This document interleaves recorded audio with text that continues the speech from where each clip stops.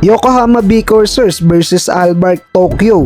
Muling makakaharap ni Kai Sotto ang malakas na kupunan ng Albark Tokyo. First quarter, kontrolado ng Albark Tokyo ang opening frame.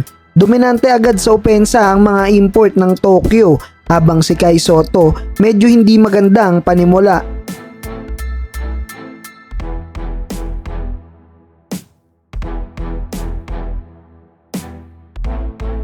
Halfway mark, nakuha pa ni Kai Sotto ang pangalawa niyang foul.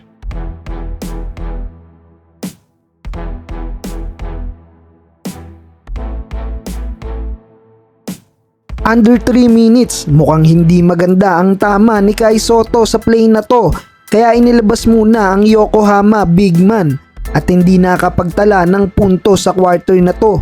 Natapos ang first quarter 21-9.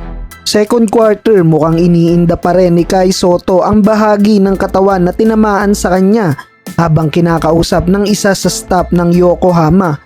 Sumenyas naman si Kai at mukhang makakabalik pa naman sa laro.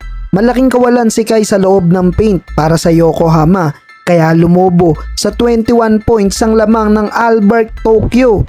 Muling ipinasok si Kai under 7 minutes. Nakapagtala naman si Kai ng 4 points sa second quarter kung saan nakikipagpisikalan pa rin si Kai sa ilalim.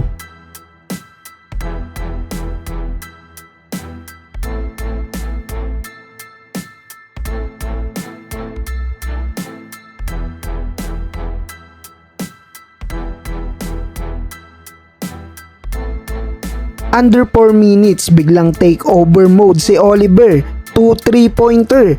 Kaya naibaba ng Yokohama sa single digit ang lamang ng Albark Tokyo. Pero natapos ang second quarter, 48-36, Albark Tokyo up by 12. Third quarter, nagawang ibaba ng Yokohama sa 7 points ang lamang ng Albark Tokyo. Under 6 minutes, frustrated na si Kai Sotto. Inilabas si Kai dahil muling nakakuha ng foul. Kitang-kita ang malaking epekto ng pagkawala ni Kai sa paint dahil sinamantala to ng mga import habang wala sa loob si Kai. Nakapag-run ng Yokohama sa pangunguna ni Kawamura. Biglang naibaba ng B-core sa single digit ang lamang ng Albark Tokyo. Natapos ang third quarter 60-54. Start of fourth and final quarter, muling nakontrol ng Albark Tokyo ang laban at sa tres na to ni Leonard Mindel balik sa 13 points ang abante ng Tokyo. Under 7 minutes nang muling ibinalik si Kai pero nahirapan na rin makakuha ng possession si Kai. Frustrated din ang ating pambato dahil sa mga tawag ng referee. Gumawa pa ng punto si Kai late in the quarter pero dahil sa laki ng lamang ng Albark Tokyo, hindi na rin nahabol pa ng Yokohama. Sa huli, panalo ang Albark Tokyo.